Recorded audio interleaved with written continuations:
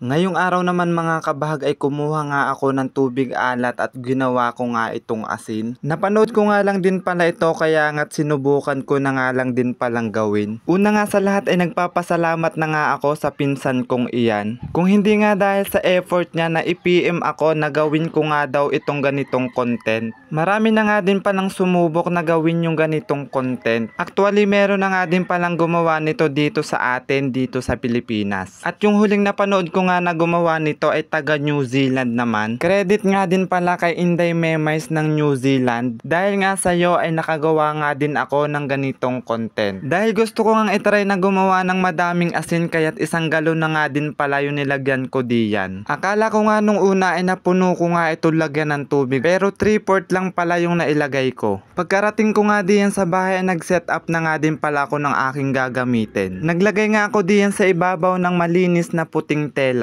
Kailangan nga natin muna itong masala bago natin ito lutuin. Dahil tubig alat nga ito, syempre alam natin na hindi talaga ito malinis. Ang pagsasala nga ay isang paraan para ma-separate natin yung madumi sa malinis. Dito nga ay makikita natin yung mga buhangin na napasama nung tayo ay kumuha ng tubig sa dagat. Pagkatapos ko nga itong masala ay naghanda naman nga ako dito ng aking paglulutuan. Pagkatapos nga niyan ay isinalin ko na nga din pala yung ating tubig alat. Nung saktong kumulo na nga yan ay hinalo ko nga din pala ito. Sabi nga dun sa napanood ko na mas mabilis nga daw itong maiiga kung hahayaan na nga lang natin itong kumulo. Dahil medyo matagal nga din pala yung process nung paggawa ng asin kahit sinunod ko na nga lang din pala yung sinabi niya. Nung medyo kakaunti na nga din pala yung tubig ay medyo natuwa nga ako at may nakikita na nga akong hope na magiging asin talaga yung ating ginagawa. At eto na nga yung exciting part, kahit ilang oras nga tayong nag-antay. Nakagawa nga tayo dito ng asin gamit nga yung tubig alat na kinuha natin sa dagat. Yung texture nga ng ating nagawang asin ay sobrang goods dahil nga sobrang liliit ng bottle niya. Ewan ko na nga lang din kung bakit naging medyo dark nga yung kulay ng asin na ating nagawa.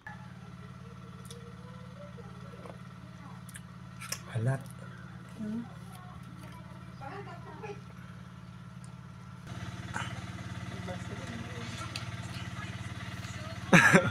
Pre-taste natin kung maalat.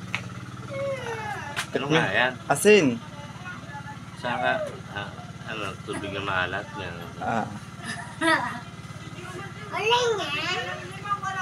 Maalat. Sobrang alat na. Ba't yan ang itim? Maalat. Yung asin.